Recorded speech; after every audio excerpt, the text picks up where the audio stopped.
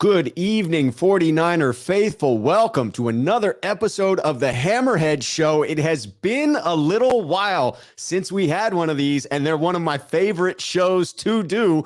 So I'm excited to have my co-host here. I'm Rob Schuh. That is Jack Hammer. Hence how you get the Hammerhead Show. Bringing home the Hammerhead Shark, the Sneakerheads. You combine it all together, you get Hammerheads. And here we are Thursday night at a unique time, but probably one that we are going to be going with going forward. Jack, it is fantastic to see you. Welcome back on the program. How are you doing this evening? I'm good. I'm excited. I haven't seen you for a while. And it's funny, I was driving home tonight and I was thinking, man, it's been 3 months since I sat down and had dinner with Rob in Chicago for week one.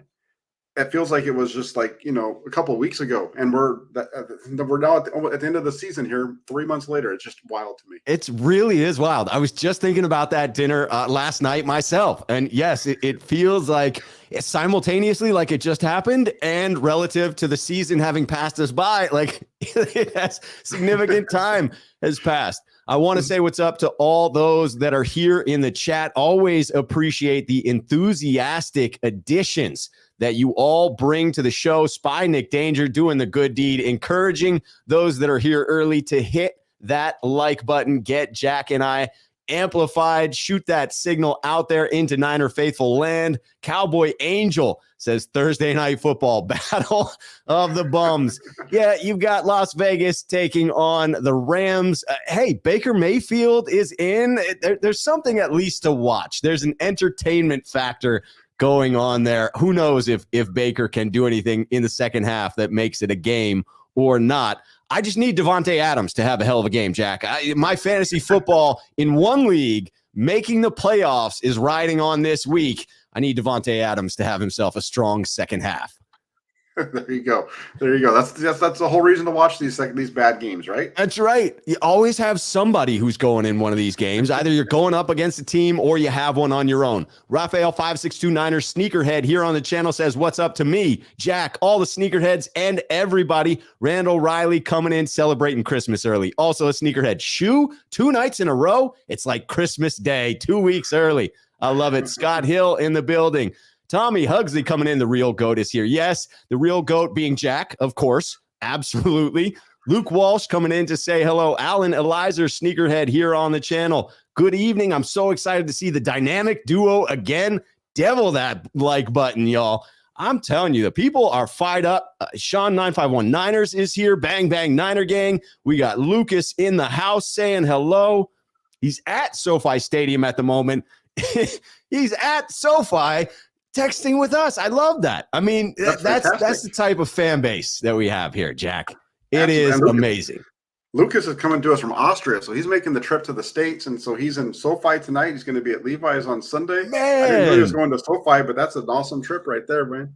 That is fantastic, Lucas. I am happy for you in that phenomenal trip. Okay, so I wanted to start this off, Jack, by getting your sense of the 49ers, because I'll be honest that I came out of last week's game with mixed emotions, and I think many 49er faithful did. You obviously very excited for the 49ers to have won 5 straight. Extremely saddened for Jimmy Garoppolo, as I was for Trey Lance. You never want to see something like that happen, especially in a season where you feel like you have a legitimate shot at a Super Bowl, at that title. And I was fairly excited by what I saw from Brock Purdy coming in relief for Jimmy. So I was all over the place, and it got me thinking as to whether the 49ers are all over the place themselves. They have been thinking that Jimmy was out for the year. Then there's a little bit of news comes out. Hey, maybe he's not 6 to 8 weeks. That could put him coming back right at the start of the playoffs, maybe at the NFC Championship game, if we can get that far. Kyle Shanahan comes back out, puts a little bit of water on that optimism. So it feels as if we have been up and down. You are my source of truth, Jack, because you have the access that we all crave, getting into pressers, practices, post-practice pressers. Man, that's a mouthful right there. And so you get to actually see this in person. What's been your impression of the 49ers spirits at this point? Do you think that they have had their spirits dampened by the fact that Jimmy Garoppolo is out, or is there still optimism in the building? I think there's still a lot of optimism. They're still a bounce in everybody's step. They're coming off a big win against a really good team, and so I think that helps them to be a little bit more optimistic coming out of that game against Miami, heading into Tampa Bay this week. And they're not looking at. I don't think they are looking at the full season. They're doing what they need to do, which is they focus on 1 week at a time. That's not what we do, but that's what the team has to try to do. Do you think that the optimism around Brock Purdy, and we'll obviously get to talking about Brock in a little bit with more specifics, but Trent Williams coming out and saying, hey, he exudes extreme confidence. It's not cockiness. It's not misplaced. It just is self-assured. Do you think that the sense is the 49ers locker room has faith in Brock Purdy to step up and compete at a level that they're going to need to continue winning? I think that they feel like they have the talent in the room to withstand it. What I've heard from them reminds me a lot of what we heard from them over the offseason as we were getting ramping up and through OTAs and minicamp and then the beginning of training camp, and everybody would ask about Trey and where's Trey Lance, and how's he going to be early on. And the thing that you heard constantly during that time was, we have a lot of people here. Trey just needs to get the ball to the right guys, let them do this. We've got his back. He just needs to basically not screw it up, is what they were saying without saying it. And they've been saying the same exact. Fred Warner in particular, he said basically he said something on Sunday it's almost exactly what he said about Trey Lance, and that's he's got the playmakers, get him the ball and go do what you do. That does leave me feeling good, because that's what I'm viewing this team as well, that it's just too talented to really believe that they're out of the running simply because they've transitioned. Now, they do need at least average level quarterback play. To your point, and Fred Warner's point specifically, it has to be avoiding those costly turnovers that could shoot the 49ers in the foot, right? Brock cannot lose games for the 49ers, but as long as he is able to distribute the ball, we do have enough playmakers on offense that we should still be productive. And certainly this defense is getting back to that cooking level where they've established themselves once again as the number one defense in the NFL. And now we are yet again talking about them in the same company as some of the more elite defenses that we've seen over the years. I just read the article that you put out on the Press Democrat today, which, by the way, the links for that are down below in the description of the video. I know that this wasn't intended to be a part of our topic right here. This is more getting a sense of the feel of the 49ers locker room. But I just wanted to turn that around and ask you your sense of optimism. And the article that you put out today talked about some of the reasons that it's not out of the question to still set our eyes on the prize. Do you believe that's actually the case, that those factors you listed out, and I'll allow you to talk about those at a high level, really do set up this team to be the first one to get to the Super Bowl with a rookie quarterback, potentially winning it? I think if you look through it, go back really quick. If you take one step back to what I wrote last week, because last week I wrote that the 49ers, the 49ers' future for this season, Super Bowl hopes ride with Jimmy Garoppolo's health. Well, Jimmy Garoppolo is now out. I mean, I guess right. I'm sorry, everybody. I'm sorry. It's my fault because I wrote that. And then you put the kibosh out there, man. It happens to the best of the announcers out there, Jack. I heard him right away, and so that that happened, and now you've got me saying that they still could win the Super, get there. I was trying to be very careful in how I put that out there, though, because I didn't really put. When you read the article, you notice there's really not anything about Brock Purdy other than him not screwing it up and the fact that it's never happened before. Right. There's never been a rookie that's ever made it to the Super Bowl as the starter, and there's definitely never won one. So for the 49ers to get there, it would be a historical event. It would have been a historical event if Jimmy Garoppolo had got them back to the Super Bowl and won it this year. Just to put that out there. So it'll be, they have a good team. Nick Bosa, what he's done, what Christian McCaffrey and how he's changed his offense. I included Debo in there too because of what they can do. And then what Brian Griese's doing. Heck, I think this team could they're going to put up a fight. I think we're going to know a lot more by Sunday night at 4:30. It does feel like a big test, absolutely a big test for the 49ers offense coming up against a much more ferocious defense in Tampa Bay and a defense that now has a week to prepare for the rookie quarterback. I have to assume that is going to make a difference. Just in closing out the original topic, at any point from any of the players, other than expressing their sentiments around Jimmy Garoppolo and obviously the feelings of pain for one of their brothers going through what he's gone through, and now this again, have you gotten a sense from anyone really that the wind has been taken out of their sails? No, it doesn't seem like it. I think they have a lot of confidence in themselves, and there's a lot of talent in that room. That's the whole thing. That is a very talented team, and go back to what we said. I still, it's like where we were before week one. The discussion was that the 49ers have the best roster in the NFL, minus the quarterback position. If you take the quarterback out of it, they have the best roster. I think that's still the case, and the quarterback just needs to make some plays. And if they can get Brock Purdy to play the rest of the way that he played on Sunday against the Dolphins, they'll be okay. That's a big ask, I think, for a rookie. That is a big ask, but he did look good. And Sean 9519ers, sneakerhead here on the channel, coming in to say as much, saying, Rob, Jimmy G got 3 points on Sunday. Purdy came in and had the offense on the field for 40 minutes, put up 23 points. Defense got 7 and got everyone involved. If he does that again, means he is good on third down. No difference then between he and Jimmy G. I can't go that far. I recognize Jimmy G, the number of starts that he has, the NFL experience. I mean, it took him until this year to markedly improve in the efficiency metric of touchdown to interception ratio to really get to where he was operating this offense at super high efficiency. And I liked your article mentioning Brian Griese specifically as one of those factors that played into Jimmy G finally throwing the ball away instead of taking a bonehead sack or throwing it to a defender as he had in the past. And it seems those simple adjustments have helped Jimmy Garoppolo. I would expect that we see some struggles for Brock Purdy. And again, I think NFL defenses will be able to capitalize on his lack of experience, but he is a 4-year starter. And within this offense, quite frankly, his last year at Iowa there through 71% completion percentage, I feel like he has the skill set that matches up with this offense and all of those skill position players that you mentioned. And those players taking it upon themselves instead of turning to Purdy and saying, well, he just has to be good, does seem to take some pressure off of him. Yeah, there are some things that he did really well when you watch the film. There's the throw to Juwan Jennings on 3rd and 5 is a really nice one because you see him look to the left, you see him move a linebacker out of the way so that it opens up the middle for the completion there.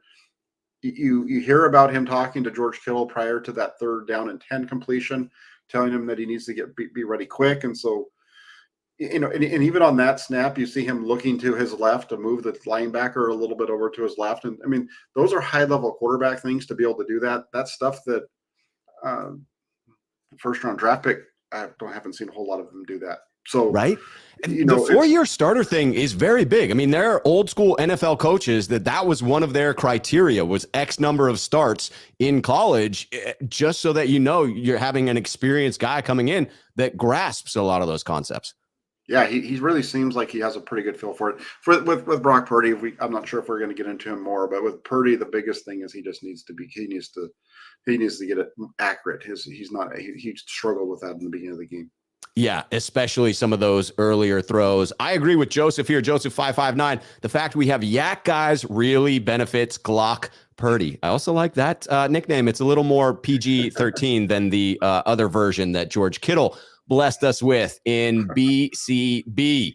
All right, let's transition to the run game because we've got people talking about it. Tommy Huxley, sneakerhead here on the channel, says Tampa Bay is 18th against the run. They are the 9th overall defense as far as that goes.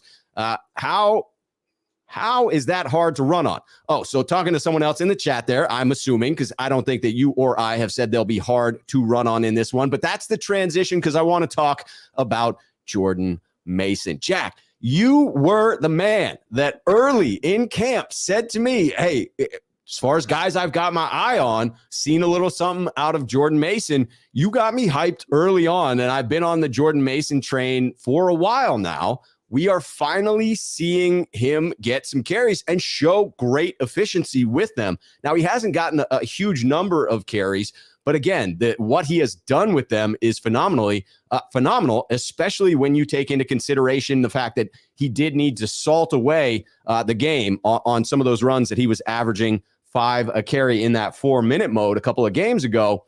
Do you believe he's finally earned the trust of the coaching staff, or is that still a work in process? No, I think he's earned it. That's why he was the number 2 back on Sunday, and they didn't do anything on Sunday to move himself down that list at all. He had a really good start to the game, struggled in the second half of his carries. His first 4 carries were excellent. His second 4, not so much, but I think he earned their trust. Like you said, really, the week before with what he did at the end of that game, and I think he earned their trust there, and he's just continuing to build upon that.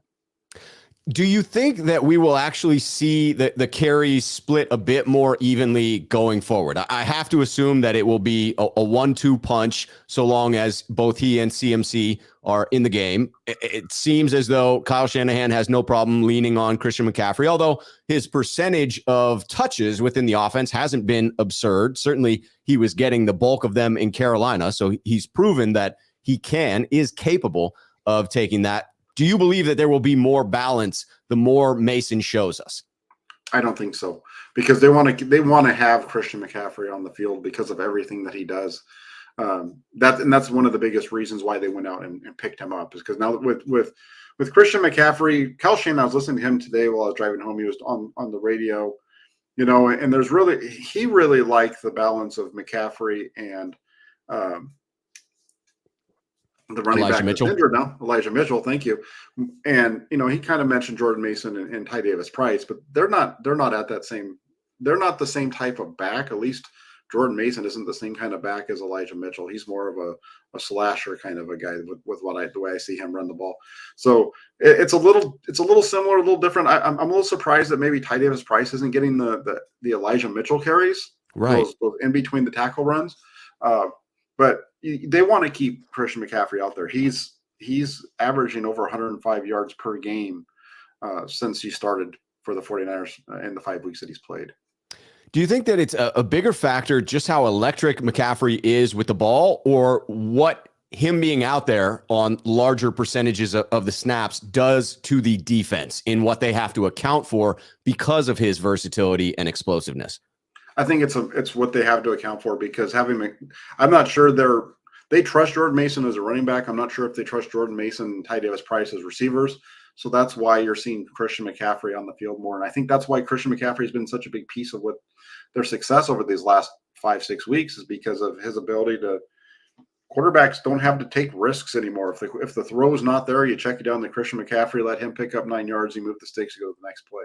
Much easier. I'm in lockstep with you on that, as is Sean 9519er saying, Rob, you must have Christian McCaffrey on the field every third down to help Purdy with blitz, but the dump off there. It's remarkable what he's able to do with the ball in space, and he's just quite the receiver for a running back. I mean, obviously we have seen some incredible catches to this point, but it's special to watch him. I still go through moments where I'm like, how the hell did we get Christian McCaffrey on this team? Like, how is he a 49er? I see that 23 in the red and gold, and it still trips me out. Yeah, no, it's been such a difference with the offense. I think I know they're not necessarily lighting the scoreboard up, but they've been much more efficient. They're getting a lot more first downs. I think I counted up today. I was looking at it.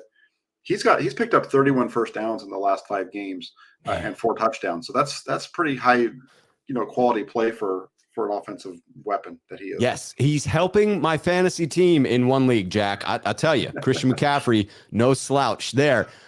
Do you see this as, going back to the Jordan Mason topic, closing it out, do you think that once we get Mitchell back, assuming we do get to the playoffs, or whenever Mitchell is ready, if that's at the tail end of the season and we're fighting for our playoff lives, would you expect this to be a 1-2-3 combination, or do you think it'll just go back to Mitchell and Christian McCaffrey once Mitchell is fully healthy again? I think it'll go back to a 1-2 combination between Mitchell and McCaffrey, with Mason being the guy that's active because of special teams, and every once in a while he's going to pick up a carry here or there. Any concern from the simple fact that Tyrion Davis-Price was the only Niner without a snap on Sunday, or is that just the pecking order of the running back room? It's just the pecking order of the room. Yeah, that was a pick that I wasn't really all that high on. Right. So, he's a solid player. He does some things well, but Mason's a much more explosive player, and that's why he's getting the run. Hey, they take 2 stabs at this pretty consistently, and seems like it's a good thing that they do double dipping on the running backs. Maybe the lesson is stop taking some of these guys so early, but certainly the bigger lesson is if you do, double down again, because you have hit some home runs on those later picks, even if you may not have hit on one of the earlier ones. Not that I'm saying it's so early that you can't write off Tyrion Davis-Price. He obviously could emerge and be a wonderful player for the organization, just hasn't contributed at the level you would expect for the draft pick this particular season. All right, let's talk about people that may currently be flying a little bit under the radar, and that is Ray McCloud and the special teams units on both sides of the ball. I've been pretty impressed to this point.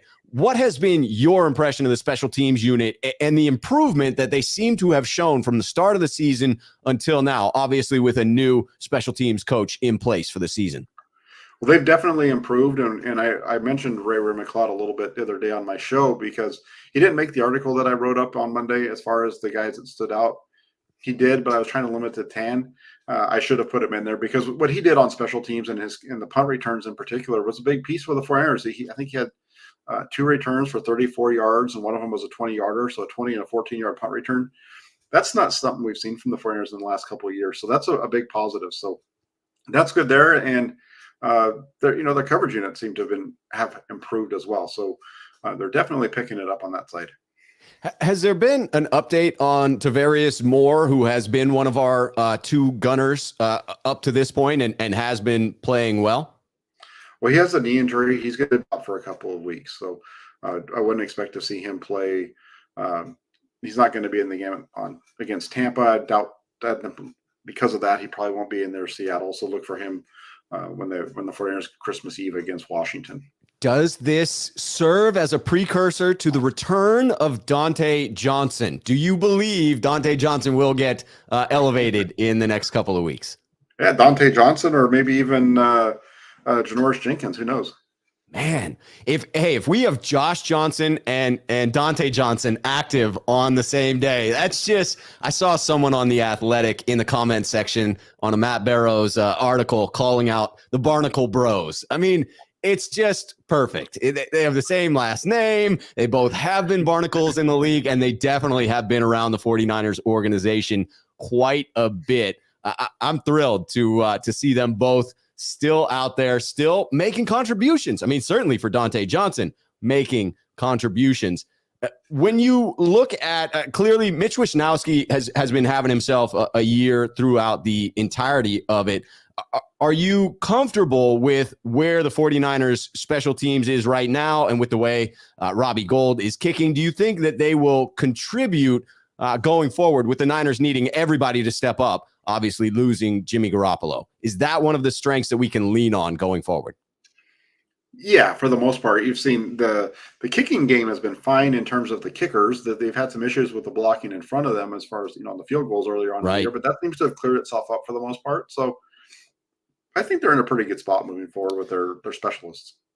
Fable JVC coming in. Thank you for pointing out how much our punt and kick returns are, how much better they are now with Ray McCloud. Jack, absolutely underscore that. When I look at Ray, for a shifty guy, he runs angrily. He seems to welcome the contact and has run through several tacklers that I've seen. And I watch him before the play and after the play, and he seems to get himself hyped up for it. That's also what leads me to be just a little concerned because he has the, ball security issues, and you combine that with running very violently in violent collisions.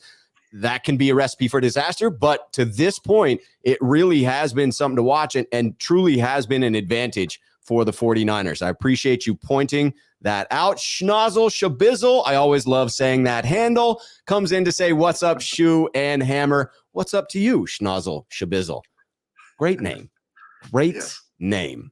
Much like Brock Purdy. Great name. Let's get into a little bit of mindset here.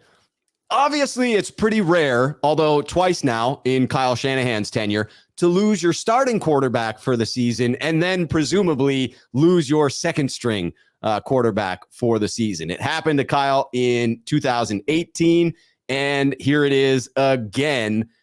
Could this potentially be a benefit here, Jack? And I'm going to throw out the premise for how it could be a benefit.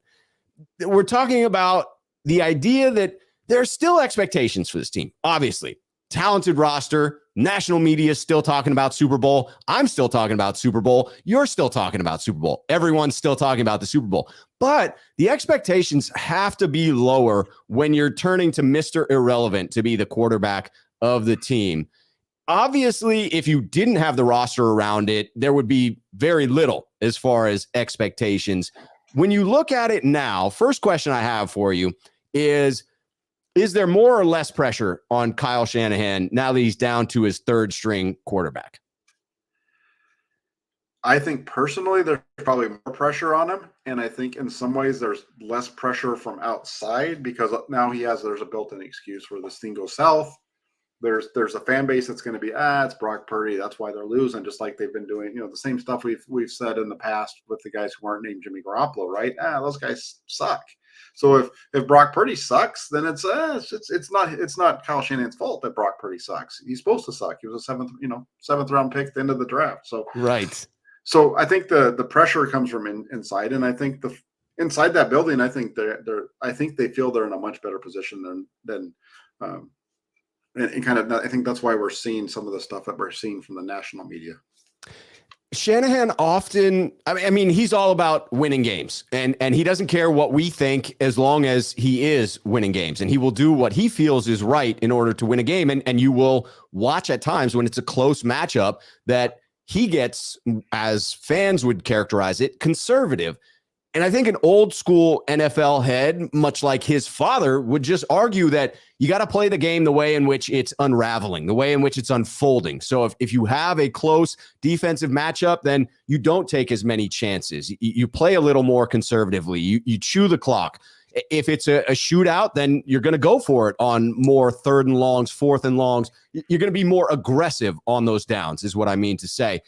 Do you believe that being down to Brock Purdy as his quarterback, Shanahan will adjust his play calling and be a little bit more aggressive because some of that pressure is on him to perform as the play caller? No, I think he'll be exactly what he was on Sunday with Brock Purdy, which was he managed that game very well. When the 49ers were behind, when Brock Purdy first came in, they started off running. He got him into a little bit of a rhythm. They made a couple of plays. They scored a touchdown. Now they're up 10-7. So since they're up 10-7, if you watch the way that game flowed, when they were up 10-7, it was kind of a conservative process, right? And then the Dolphins score and make it 10-10, and then the 49ers get the ball with 2.5 minutes, and it's Brock Purdy throws the ball. They throw the ball. I think it was 11-play drive or something like that, and they throw the ball 9 times. And he's managing the game based on the situation, not trying to overwork any aspect of the game. And I don't see him all of a sudden deciding he's going to just completely throw out what he's already been doing. He has been fairly consistent, and it is fair to point out that in transitioning from Jimmy Garoppolo to Brock Purdy, it's actually a more seamless transition than the first one that happened this season in going from Trey Lance to Jimmy Garoppolo. If you simply look at the skill sets that both possess, other than the experience and the gamesmanship and other intangibles that Jimmy Garoppolo has, when I look at the skill sets, I see them as fairly similar. Yeah, they're very similar. I found that answer that he gave the other day to be very interesting.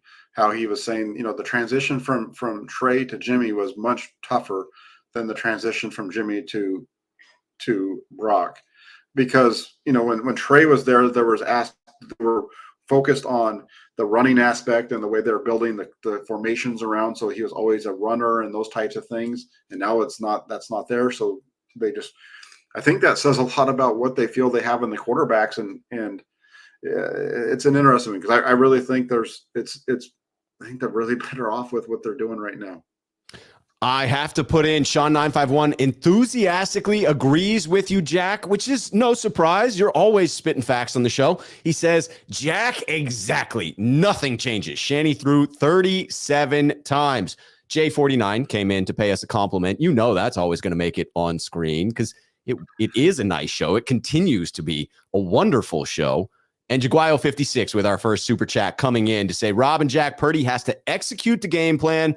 No turnovers. Is that the biggest factor for Purdy? I tend to think so in response to Jaguayo here.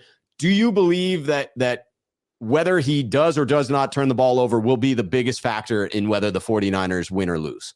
Yes, that's it. Because you go back to everybody, when we look at the 2020 season, everybody looks at the 2020 season, and the one thing that they point to is the reason why the 49ers didn't make the playoffs in 2020 and why it was down year was because one of the things they point to was the number of injuries they had. Right. When in reality, I think the reason that team wasn't a playoff team is because the quarterback play was not competent, and they were turning the ball over, and there was pick sixes and fumbles returned for touchdowns and all those kind of things that killed them in games that they should have won. You know, there was at least 3, maybe 4 games that having either CJ Beathard at the end of the season, the Seattle game, that's a win if you have a competent quarterback play. The game against Washington, and there was one other one, probably Dallas. Those are games that you win if you had Jimmy Garoppolo on the field.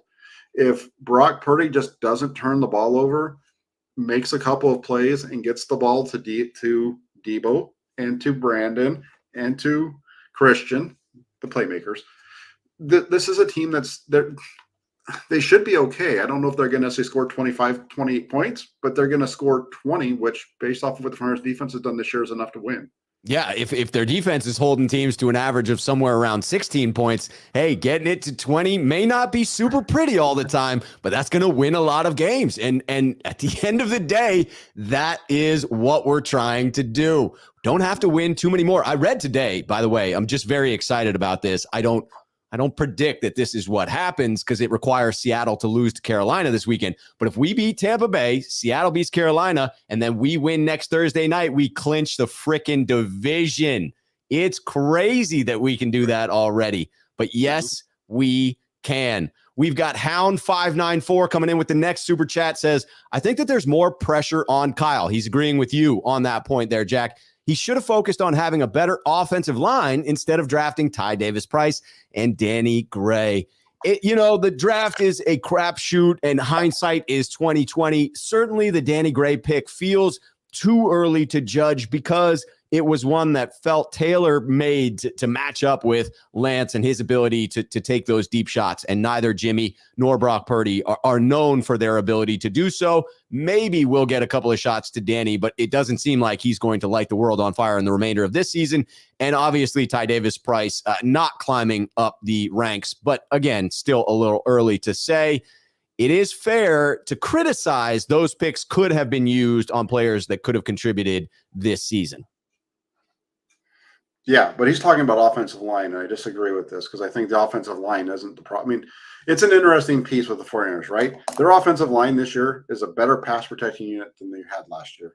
They're a better pass protecting unit than they had in 2020, and they're better than they were in 2019. So the pass protection side of the 49ers offensive line has gotten better. This group that they have is very good in pass protection. The issue you have with this group is they are not necessarily the people movers that they used to have in the past. They don't have the left guard that drives people off the ball anymore. The center doesn't necessarily drive people off the ball. Same thing at right guard. Right guard is the same guy that they've had the last couple of years anyway. But they just, with the 49ers, their pass protection, this whole thing with the offensive line, I think people need to stop and step back a little bit and realize this is actually one of the better units in the NFL when it comes to protecting the quarterback and what they do. And I think there's just a lot of misunderstanding of the way that offensive line play works. And like, for example, the sack on Jimmy Garoppolo that got injured when he got injured the other day, like that protection was actually run exactly how it's supposed to be run. That was actually the reason that he's getting sacked is because the coverage not what the offensive line was doing. Right. And it goes back to like the week before where you have the one clip of Michael McGlinchey blocking nobody, when in reality that's because the blockers all went down. The guy that he was supposed to block went back, and there was nowhere for him to go. He should have worked inside and maybe helped out there instead of just standing there. But it's not like it didn't affect the play. If you know what I'm saying. I think this offensive line piece is much overblown in a lot of ways. And to me, it's wild because it feels like a unit that the 49ers did a great job of piecing it together this season based on what they had to fill from last year, and the results seem to be good.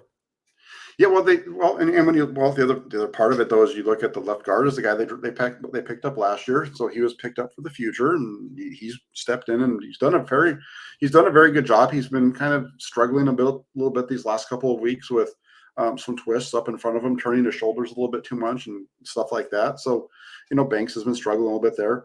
Right. The right guard's a rookie, and they just picked him. I think the one spot that they didn't make a big change is at the center position. They have a very athletic group. They don't necessarily have a group that really just drives people off the ball.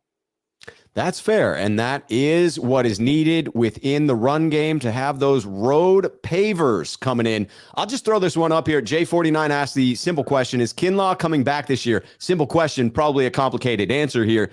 It does seem as though the 49ers are saving their two remaining IR activation moves for Elijah Mitchell and Javon Kinlaw.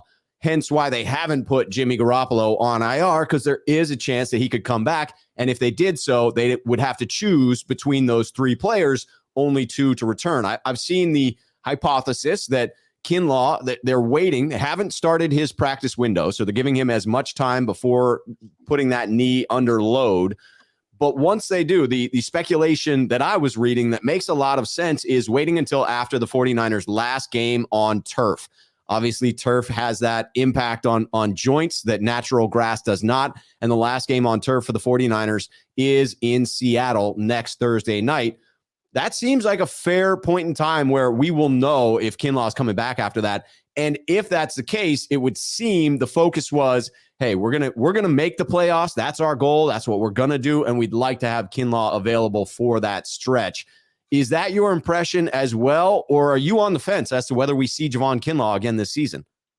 I'm very on the fence with it because we haven't seen him out there at all. And I think the point that what you just said could be right on the money. Maybe there's something that happens after this game in Seattle where everything else is on grass the rest of the year. They have a hole right now on the defensive line now with Hassan Ridgway's injury, because he's going to be out for an extended period of time. All the way, I think they were saying he's 6 to 8 weeks on that injury. So he's a guy that could maybe be back in time for the Super Bowl if they get that far, or NFC Championship game kind of scenario. So right, they have a need there. So I think they're not closing the door on Javon Kinlaw. I would say that if you're asking me and I was betting on it, I would say it's highly unlikely. I am skeptical as well. I just want to hope that that's the case. To Sean's question here, he says, Rob, isn't there turf in Las Vegas? Surprisingly, no. As cheap as Mark Davis is with that freaking haircut of his, he sprung the extra money to do what Arizona did, which is that grass that they roll outside into the beautiful sun in Las Vegas. I'm sure they have to water it far too much because it is a desert and you're not supposed to have grass in a desert. But no, they have real grass in that stadium, which again is like for any NFL owner, Jerry frickin' Jones, the billionaire who clearly it doesn't have enough time left in life to spend all of his money, is so cheap that he won't pay for it when clearly he can afford it. That's why players are pissed. That's why I'm pissed. I think they should take a stand on it. I think Jerry Jones doesn't actually care about switching to grass. He's just a smart enough businessman that he's saying he doesn't want to switch so that they can use that as leverage to negotiate an extra freaking game. And I think that we will see the owners try to get that 18th game slipped into the season. That's a really good one. I think the whole move from artificial turf to grass, if that's something that the NFLPA is going to make a hard stand on, is going to be very interesting to watch. Very, because there are a lot of people who are behind the players on this, and I understand it. I think I've said this to you before. I think once games start getting missed, because this isn't a thing that's going to just be decided in the off season. And Right. oh yeah, we're gonna do this. It's going to be something that I think is going to be a long back and forth. I think that if it's one of those things where they probably would even have to strike in order to make it happen. And if games start getting missed, that's when the fans all of a sudden don't necessarily care about the players quite so much. I support you until you take away my football, and then I want you out there on Sundays. And I'll tell you what, I mean, I understand that shift. I understand. Don't cost me games on Sunday. Jaguar 56 Sneakerhead on the channel coming back in. It says, Rob and Jack, if Purdy wins the next 2 games, we are okay. That is a fair statement, I believe. I totally believe that is a fair statement. The Niners obviously are in good shape to make the playoffs, just talking about the fact that they can clinch if a couple of things go their way over these next 2 weeks. If they do, as Aguayo was saying, and win the next 2, and Seattle happens to lose on Sunday against Carolina, Thursday, they would have to lose. If we win, that would clinch it for us. So yes, the next couple are very important in setting us up for that playoff run. Let's get into the next topic here about this one. I was wanted to play devil's advocate here for you, for us, for the listeners, Jack, and have you play both sides of the fence. So this is the warning here, the precursor to it, in saying I'm not asking Jack here to give me his actual opinion, although at the end I will be interested to hear which of the two you lean more towards. But I'm talking devil's advocate here, making the case as to why Brock Purdy could absolutely get this team to the promised land or across the bridge to Jimmy's return, whether or not he could come back in the playoffs, versus the opposite side, talking about why potentially our expectations should be lower for the rest of the season. So let's start with the negative so we can end on the positive. What are those things you see from Brock Purdy wherein you would caution the faithful if you're trying to make the case against why the 49ers are still in prime driver's seat location to take us deep into the playoffs? What are some of those elements you see from Purdy's game that you think could be exploited by NFL defenses? Yeah, the issues that you see with Brock Purdy are there's some inaccuracy issues, and we've seen him with some bad turnovers in the preseason. We haven't seen that really we haven't seen that crop up. We haven't seen him enough in the regular season to say it's there. I guess you can, right, if you want to point to the interception at the end of the one drive that he had against Kansas City, which was a bad throw. But the thing with Brock and the reason that I feel like he's somewhat of a Nick Mullins with mobility is because of the fact that you see him make these plays and it's like, wow, that's really exciting. And then all of a sudden he makes another play and it's like, what's going on out here? What? What is it? Like Vince Lombardi. What the hell's going on out here? Yeah, that was a good Vince Lombardi impression right there, Jack. You've been keeping that one in your back pocket for a while, my friend. Gotta keep people wanting some more, Yes, indeed. I love it. All right, so Hound 594 coming in before we make the case for why he can take us to the promised land, saying, you think we can somehow work out something with Mariota and the Falcons as a backup for Brock? Unfortunately not. The NFL trade deadline has passed. They would have to, much like what happened with Baker Mayfield, any quarterback that is going to be released from their team would have to clear the waivers process. And someone like Mariota, the 49ers are lower in the waiver process based on their current record. That resets in week 3 of the new year. So it's not based on last year's record. It is based on current standings. And the 49ers would be low in that waiver process. And therefore, I would assume someone else would grab Marcus Mariota. Certainly, Mariota could try to force his way out of the organization. And if the organization has respect for that player, oftentimes they come to a meeting of the minds, freeing them up for some other opportunity. I would not expect that to happen, nor would I expect, if it did, for him to make it to the 49ers. Would you say that's a fair summary there, Jack? Yeah, he'd probably be another quarterback for the Rams if that happened. Right? Hey, I haven't seen what the score is right now. Maybe Baker Mayfield is lighting the world on fire. He was just waiting to team up with Sean McVay. It was all just part of the master plan. Playing the long game, Jack. There you go. Right. There you go. Let's get into Big Ram. The 49ers fans comment here says, are there any cleats that can help with this type of injury to get Jimmy back sooner since he's not a super mobile quarterback? No cleats that I'm aware of. I will defer to Jack if he's heard of any special cleats that can help Jimmy Garoppolo. It is not the Liz Frank injury, so it's not the stability of the foot that's in question. It is a simple fracture if the re-diagnosis is to be believed here. And so what you're looking at is there are things that Jimmy has access to that those of us in the normal world would not unless we were super wealthy. There are special things, special gamma rays out there, not gamma rays, I'm exaggerating here, but there are things that you can shoot at the foot, at the bone that assist with bone growth. I mean, it sounds like science fiction, but that type of stuff is out there when you have endless amounts of money or access to those resources. So it is fair to wonder, the standard time to heal from a bone fracture is 6 weeks. It is fair to wonder if he could heal a little bit quicker, but then you do have to get back into football playing shape. So I would not expect Jimmy back any sooner than my guess would be 6 weeks at the earliest.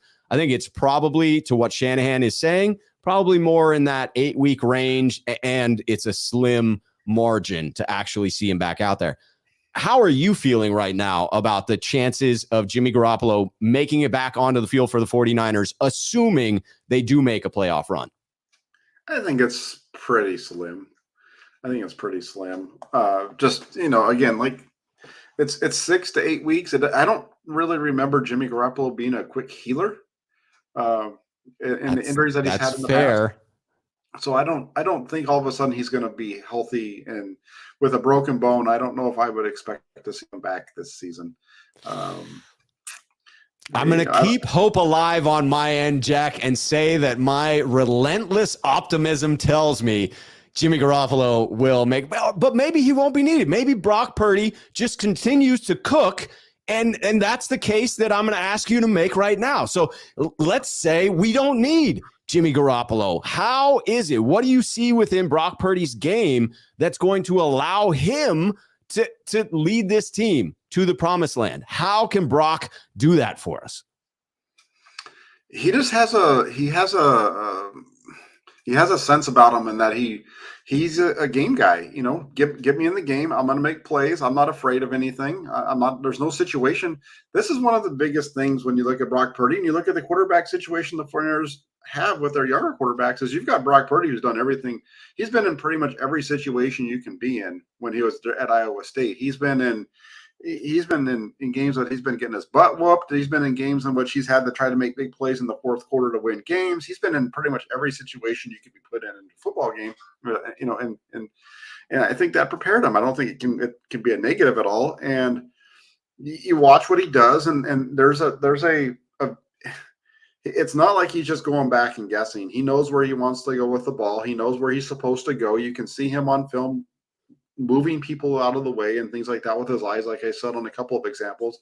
There's others as well. I just think that he's a guy who, from that standpoint, if you want to make the case for Brock Purdy, he can make all of the throws that the 49ers need to be made. And he has a mobility that they didn't have with Jimmy Garoppolo. So in some ways, if you want to make it, maybe they're better off because maybe they have some more mobility in that backfield now. Man, I like this admission. I like this change. You are selling me on this. And I agree with many of those points. Clearly, Kyle Shanahan approved of the aggressive nature of the young rookie signal caller because he chose to keep him over Nate Sudfeld. You heard Trent Williams talking about that as well as he was speaking on Brock Purdy. And you mentioned it. He is better back there with his wheels, certainly, than Jimmy Garoppolo. Not going to call him a mobile quarterback, but Randon on the show last night on my channel pointed out that as far as 10-yard split times go, he was the fastest quarterback at the combine. He did have, I mentioned it earlier, the 71% completion rate his last year at Iowa State.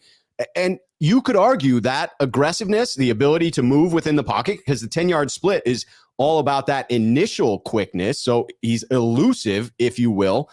You could argue that the 49ers, with all those skill position players, basically just need a talented point guard at quarterback, someone to get the ball into the hands of the playmakers. They need John Stockton level distribution of the rock. Is it fair to say that's basically Brock's strength? Yeah, I think he's a little bit more of a gunslinger than Garoppolo in terms of he's going to take some risks every once in a while, or maybe they've kind of coached that out of him because of the time that they've had him here with the 49ers. But yeah, he's a that's what the 49ers need, is a guy that can play point guard. They don't need to necessarily make the big, they don't need him to be the playmaker. Let him help everybody else be the playmaker, and he fits that mold. I love it. Love the optimism. All right, we got a couple of quick hitters to hit this one before we close out. It's obviously a historic matchup. Are you fascinated by the fact that it's Mr. Irrelevant? I'm interrupting you. I'm sorry, but I was going to say I thought you were going to give me maybe it's coming up. Maybe I just screwed up the whole show. Because I thought you were going to ask me what I really thought was going to happen. Oh, no, I was going to ask that, and I completely forgot. It's good that you stopped me there, because I would have gone on some long diatribe. What do you think between those choices? I had you make the case, and you made a compelling one each way. Which one do you believe is closer to the truth? I just want to make sure that we got that out there too. You had a sense of panic came over me when I see you frantically waving. I was like, am I dead on the air? What's going on here? No, please. I do want to know. Absolutely want to know, Jack. So here's the thing for me. And that's probably part of the reason why people think I hate Trey Lance too, is that, the state of Missouri, the state motto of Missouri is the show me state, right? Yes. And that's how kind of what I am. It's like, I want you to show me. I mean, I get that you have a ton of potential. Yeah. Show me that it's not just potential. Show me something that it's not just potential. And so that's why when it comes to Brock Purdy, even I'm very cautious with him, because I think he can do enough for the 49ers to win these games, but I need to see it in more than just him coming on, because we've seen plenty of guys do what he did, where he comes on and he plays really good for a game, but then you have to put him out there week after week after week, and all of a sudden it starts to show. We saw that we've seen that with the Jets, right? With Mike White. They've in a couple of different years where they put him out there. He plays really good one week. The next week he plays like dog food. So we need to see Brock do this a couple of weeks. And this is a really, really tough week for him against a really good defense. And if he can do it this week, and if he can do it next week against Seattle, the 49ers are in a very good position, because these are the two toughest defenses I think he's going to play the rest of the way. I love it. That leads right into our next topic that I'm going to switch up a little bit in the order of things, because I do want to talk about this being a bigger test for Brock going up against this defense. Quick question for you. How do you feel about Brock's arm strength? Is it sufficient enough? Because on the show last night, Randon used the term noodle arm, which had me laughing. I'm not going to lie. And I understand the criticism. I don't believe he has a noodle arm. I think that is an exaggeration. However, I understand the criticism, as he is not a deep ball thrower. That's not his skill set. Does he have the arm strength needed to make all the throws? He has a stronger arm than Jimmy Garoppolo. So the whole noodle arm thing came from one throw during rookie minicamp, throwing a deep post that was underthrown. I was there. I saw it. But he just watched the film that was shot at practice yesterday. He threw two deep balls going that same direction, put them right on the money. I know he's not throwing the receivers; he's throwing the ball boys, but they traveled a pretty good distance. He's got more than enough arm. I've stood there and watched him and Jimmy Garoppolo throwing the same routes in practice, and it comes out of it. He throws the ball better than Jimmy Garoppolo. Trust me. I love hearing that. And Randall Riley probably loves hearing that as well, because that was his stance last night. He was standing firmly with it. And that is, you're being underscored right now, Randy. Randall, you are getting that backup that you needed on your stance. Alan Elizer coming in with a quick ask. Robin Jack, great show tonight. Thank you. Do you think Bosa will get over under 2.5 sacks on Tom Brady? Debo, that like button. I got to say, 2.5 on Brady feels like a lot. I'm going to take the under on that. I think Bosa has at least 1 sack in this game, maybe 2. I don't think he gets that third on Brady. Brady's still has himself a quick release, even if he is getting sacked quite a bit this year. Any feeling on the over/under, Jack? I would probably lean more towards the under, because again, I'm usually a little more cautious in my takes on that kind of stuff most of the time. It really depends on how well the coverage on the back end is for the 49ers, because if unless they're disrupting those routes and and making Brady have to hold on the ball. He's going to get the ball out quick enough for him not to get hit as much as we think he will. So I'm going to say probably go with the under. Yes. By the way, I didn't get this in earlier, but anytime there's a good joke, a funny line, I'm putting it in response to Will Garoppolo be back at the end of the year? Obviously, Jack less optimistic than myself, and me admitting I'm being foolishly optimistic. But Thomas Luttrell came in to say, Rob, this is Jimmy. I don't need surgery. Oh, wait. Yes, I do. Garoppolo we're talking about here. Shots fired, but I got to say, like, you landed that joke. That absolutely hits with me, so I had to get it on there. All right, so as I said, you set up the idea of transitioning this topic of Brock's bigger test. Do you believe to be that case? Clearly, the Bucs have a better defense than Miami. They also have all week to prepare for Brock as the quarterback, so no element of unprepared surprise. First and foremost, let me just ask you that. How different do you think it is for an NFL defense to go in practicing against a rookie quarterback, practicing to play a rookie quarterback, whereas versus the prior week where Jimmy Garoppolo goes down and now you're just facing Brock Purdy, who you probably haven't looked at tape on? I think it's easier if Purdy had played maybe 2 or 3 weeks. When you could really have something there. He only played one game. It's not like you look at that and you're like, look, every time he does this is what's happening or something like that. There's nothing yet that I think you can pick up on with him. So I think it's a bigger test for him, but I don't think there's anything right now that necessarily helps out Tampa Bay other than the fact that they're just a really good defense. Yeah, absolutely a good defense. Do you expect Brock to struggle in this one? Yeah, I think I think this is going to be one of those games where, remember, we didn't talk. So but after that Saints win where it was only 13 points against the Saints, and there was just there's just been a lot of hand wringing about this. This is one of those games that's going to bring a lot of hand wringing about this Rams offense, because I do not see either team really scoring very many points in this game.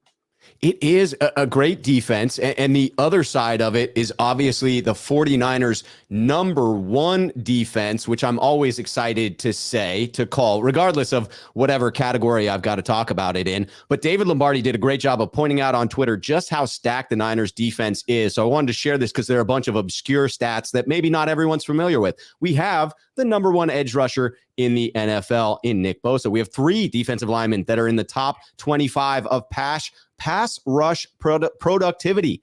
That's a mouthful. They have the number one linebacker in pass breakups. They have 2 linebackers in the top 10 of PFF's grading for linebackers. They have the number one run defending cornerback in the league in Mooney Ward, and they have a top 10 cornerback in PFF grade. They are absolutely stacked. Can the 49ers' number one defense contain Brady and the Bucs? Will they hold them to one of these games where it just feels like Brady and the Bucs offense is disjointed? Will they shut down the Bucs is my overall long-winded question. Yeah, that's the thing with Tampa Bay. Their offenses look disjointed and discombobulated all season long. I think you'll see that continue on Sunday. It's one of the worst offenses in the NFL this year. According to the research I did prior to the show, league worst offense. Do you see any merit to the fact that this is a historic matchup? We're talking about Tom Brady, the greatest of all time to this generation, at least, against Mr. Irrelevant. 49ers favored by 3.5 points in this one. Do you put any stock in the added motivation for Brady that would light a fire underneath him and the Bucs' league worst offense in the fact that this is a hometown game, probably his last?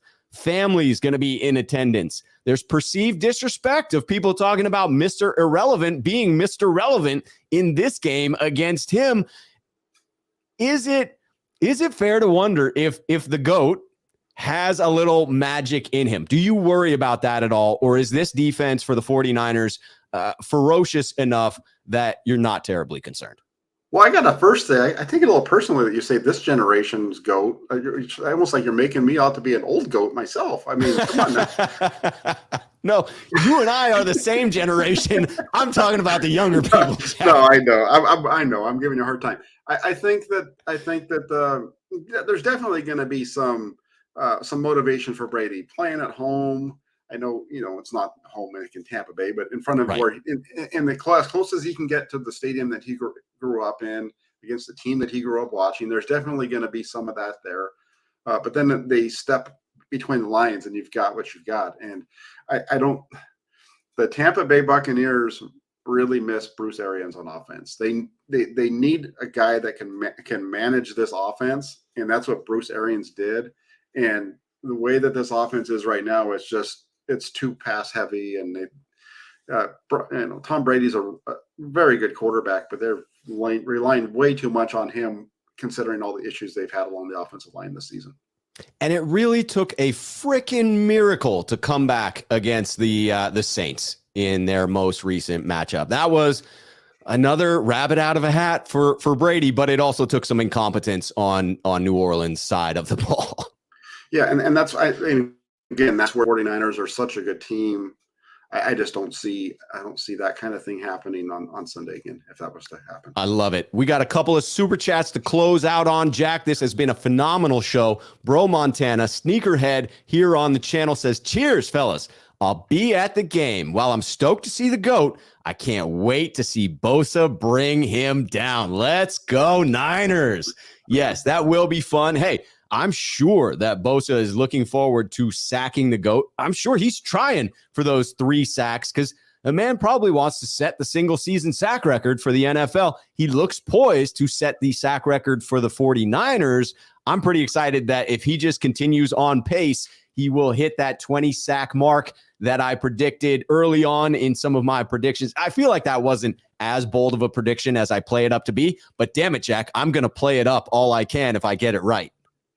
Yeah, I think I'm excited. I've never seen Tom Brady play live in person, so I'm excited. That's phenomenal to see him play at Levi Stadium. It's one of those games I've kind of had marked on the calendar all year long. And yes, I would love to see Nick Bosa do his thing that he's been doing all year long. He's just been fantastic. You mentioned it already. The sacks where he is, he's missed a game and a half, yet he leads the league in sacks. He leads the league in quarterback hits, and he's tied for second in tackles for loss.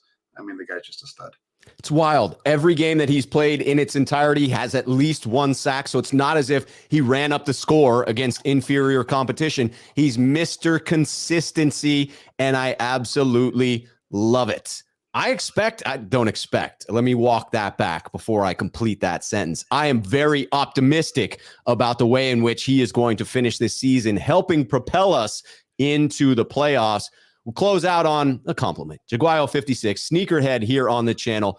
Great dude coming in to say, Rob, great show for the dynamic duo. Stay blessed. Thank you so much. I hope you and your family stay blessed as well. Jack, this was a phenomenal show. It really builds up my excitement for what should be a good defensive matchup, even if it feels like one of those games where both offenses aren't putting up the points that we want to see. I get excited about smash mouth football, and I would think that's what we're in for against Tampa Bay on Sunday. Yeah, I think buckle up, because if you thought this has all the markings of week 3 all over again, 49ers Broncos. That's kind of what I think we're going towards here. So be ready for this to be one of those games that you're gripping onto your seat or wanting to throw your remote at the TV a time or two. So hold on to it. Don't throw it at the TV because that's expensive, but it's going to be a fun game. I'm looking forward to it. That's the way I feel this is going to break out, but I like closing on the optimism. Sean 9519ers with the last super chat coming in. Tom Brady checks down every other throw. They can't run. This game might get ugly. If Purdy plays like last week, I can see 31-6, if not 17-6. Tom Brady, no touchdowns. Well, I'm glad I picked up an alternate quarterback in one of my fantasy leagues where I was stuck with Tom Brady the last couple of weeks. That wasn't pretty, but I think it's going to be a little closer. Jack, how you feeling? 31-6. Wait, what do you think? Come on, Sean. I like Sean, but giving him a little grief. 31 points. That's like Patrick Mahomes against the Buccaneers number right there. That's wild stuff. That's not going to happen. They're not 30. The only way they get to 31 is if they score a couple of defensive touchdowns here, but hey, I mean, if it's 31-6, I'm not going to complain. So no, Sean, if it's 31-6, we're both going to say, Sean, you were right about that.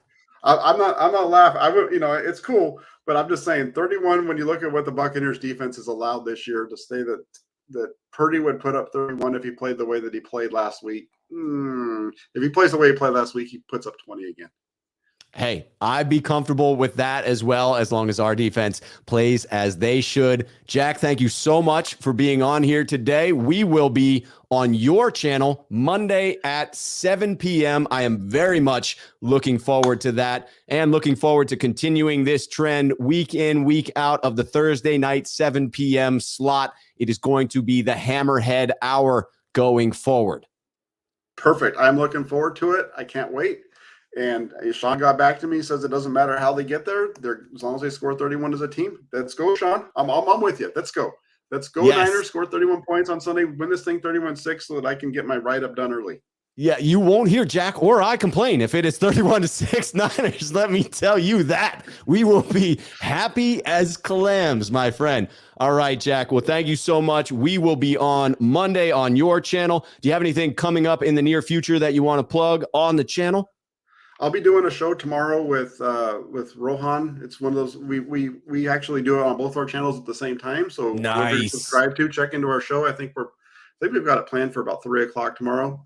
I'll make sure I tweet it out for everybody there. I'll put it on my channel as well in the community section. So check it out. It'll be fun. And then keep looking at the channel. I've changed some things up around, so I do a lot more.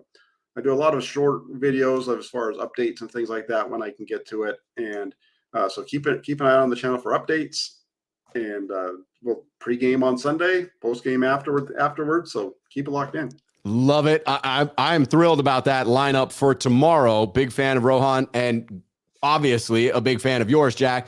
I will try to tune into that one myself because I'm guessing there'll be some great information.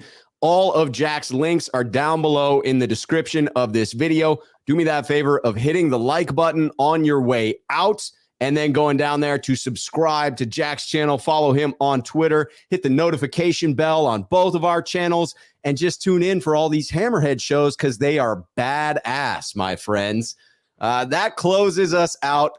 Beautiful show. I'm thrilled for this weekend's matchup. I will not be back on tomorrow, but we'll have the Sneakerhead call-in show on Saturday, pregame, postgame, Sunday. Looking forward to it. Until then, you guys all know the drill. Cheers, faithful.